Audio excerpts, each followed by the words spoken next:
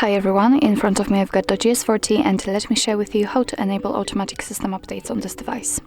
So first of all, let's enter the settings, and here we have to firstly enter developer options, which are not available right now. So let's enter the system, tap on about phone.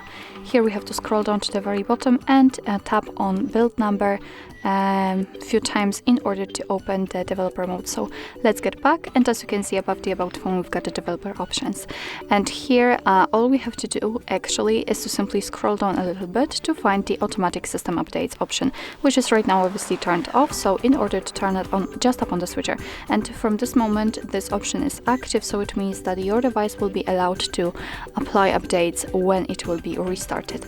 Of course you can turn it off the same way.